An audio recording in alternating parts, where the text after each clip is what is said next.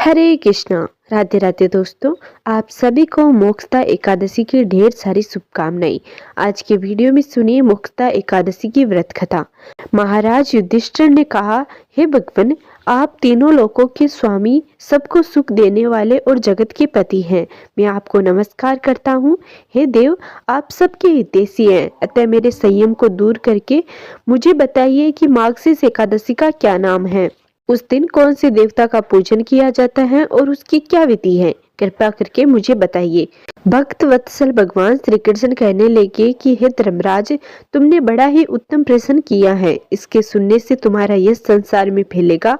मार्गशीर्ष शुक्ल एकादशी अनेक पापों को नष्ट करने वाली है। इसका नाम मोक्षदा एकादशी है। इस दिन दामोदर भगवान की धूप दीप नैवेद्य आदि से भक्ति पूर्वक पूजा करनी चाहिए। अब इस विषय में मैं तुम्हें एक पौराणिक कथा कहता हूँ, तुम ध्यान पूर्वक सुनो। गोकुल नाम के नगर में वेखानस नामक राजा राज्य करता था। उसके राज्य में चारों वेदों के ज्ञाता ब्राह्मण रहते थे। वह राजा अपनी प्रजा का पुत्र व्रत पालन करता था। एक बार रात्रि में राजा ने एक स्वप्न देखा कि उसके पिता नरक में हैं। उसे बड़ा आश्चर्य हुआ। प्रातः काल वह विद्वान ब्राह्मणों के पास गया और अपना स्वप्न सुनाया। कहा, मैंने अपने पिता को नरक में कष्ट उठाते देखा है। उन्होंने मुझसे कहा है कि हे पुत्र, मैं नरक में पड़ा हूँ, यहाँ से तुम मुझे मुक्त कराओ। जब से मैंने ये वचन सुने हैं तब से मैं बहुत बेचैन हूँ। चित्त में बड़ी अशांति हो रही है। मुझे इस राज्य, धन, पुत्र, स्त्री, हाथी, घोड़े आदि में कुछ भी सुख प्रतीत नहीं होता। मैं क्या करूं?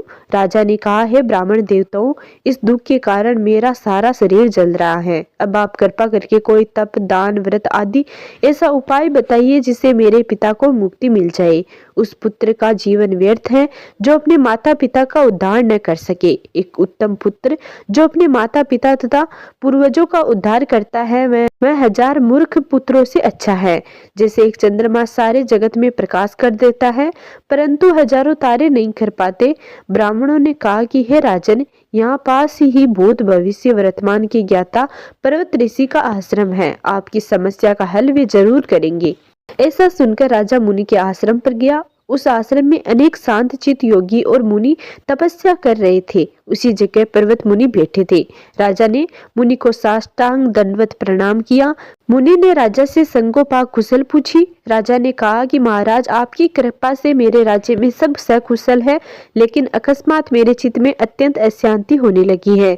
ऐसा सुनकर पर्वत मुनि ने आंखें बंद की और भूत विचारने लगे। फिर बोले, हे राजन, मैंने योग बल से तुम्हारे पिता के कुकर्मों को जान लिया है। उन्होंने पूर्व जन्म में कामातुर होकर एक स्त्री को रति दी, फिर सोत के कहने पर दूसरी स्त्री को ऋतुदान मांगने पर भी नहीं दिया।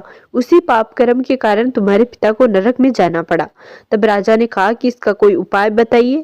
मुनि ने कहा, हे राजन, आप मार्गशीर्ष एकादशी का उपवास करें और उस उपवास के पुण्य को अपने पिता को संकल्प कर दे। इसके प्रभाव से आपके पिता की अवश्य नरक से मुक्ति होगी। मुनि के यह वचन सुनकर राजा महल में आया और मुनि के कहे अनुसार कुटुंब सहित मोक्षदा एकादशी का व्रत किया। इसके उपवास का पुण्य उसने पिता को अर्पण कर दिया। इसके प्रभाव से उसके पिता को मुक्ति मिल गई और स्वर्ग में जाते हुए वे पुत्र से कहने लगे कि हे पुत्र, तेरा कल्याण हो। यह कहकर वह स्वर्ग चले गए।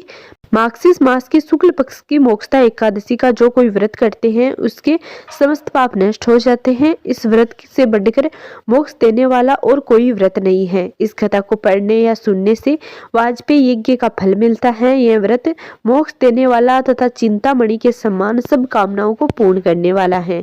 तो ये थी मोक्षदा एकादशी की व्रत कथा।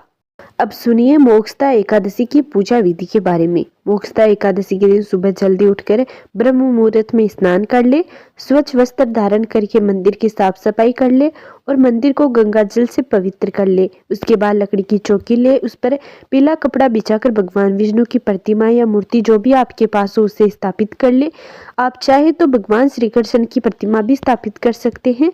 पंचामृत से भगवान विष्णु का अभिषेक करें और इस दिन भगवान विष्णु को पीला चंदन, अक्षत, पीले फूल अवश्य अर्पित करें। भगवान विष्णु की पूजा करें और मोक्षदा की व्रत कथा का पाठ करें। साथ ही विष्णु चालीसा का पाठ भी करें। सबसे आखिर में भगवान की आरती करके भोग लगाए और प्रार्थना करें और जो भी भूल चूक हुई हो उसके लिए क्षमा याचना करें। अगले दिन सुबह व्रत का पारण करें और जरूरतमंद लोगों के बीच में दान पुण्य अवश्य करें। अब जानिए इस दिन किए जाने वाले कुछ खास उपायों के बारे में। कुंडली में गुरु मजबूत करने के लिए मोक्षदा एकादशी के दिन पीले रंग की चीजों का दान करें। आप मकई, पीले रंग के वस्त्र, बेसन, चने की दाल आदि चीजों का दान करें। इन चीजों के दान से सकल मनोरथ सिद्ध होते हैं। दूसरा उपाय है, सनातन शास्त्रों में निहित है कि केले के पौधे में भगवान विष्णु का वास होता है, अतः मोक्षदा एकादशी के दिन केले के पौधे की पूजा अवश्य करें। केले के पौधे की पूजा करने से आय और सौभाग्य में वृद्धि होती है। साथ ही कुंडली में गुरु ग्रह मजबूत होता है और गुरु ग्रह मजबूत होने से पद प्रतिष्ठा में वृद्धि होती है। तीसरा उपाय है, अगर आप भाग्य में बढ़ोतरी पाना चाहते हैं तो मोक्षदा एकादशी के दिन तुलसी दल पर श्री हरि लिखकर भगवान नारायण को अर्पित करें। इस उपाय को करने से भगवान विष्णु प्रसन्न होते हैं, उनकी कृपा से मनोवांछित फल की प्राप्ति होती है। चौथा उपाय है, अगर आप आर्थिक तंगी से निजात पाना चाहते हैं तो मोक्षदा एकादशी पर पूजा के समय माँ लक्ष्मी को एकादशी श्रीफल अर्पित करें। इस उपाय को करने से धन की समस्या दूर होती है। अगर आप अपने जीवन में सफलता पाना चाहते हैं तो मोक्षदा एकादशी के दिन भगवान विष्णु को तुलसी की मंजरी अवश्य अर्पित करें। इस उपाय को करने से हर मनोकामना पूरी होती है। अगर आप भगवान विष्णु को प्रसन्न करना चाहते हैं तो मोक्षदा एकादशी के दिन गाय के दूध में तुलसी दल मिलाकर भगवान विष्णु का अभिषेक करें। इस समय भगवान विष्णु से आय और सौभाग्य में वृद्धि होने की कामना करें।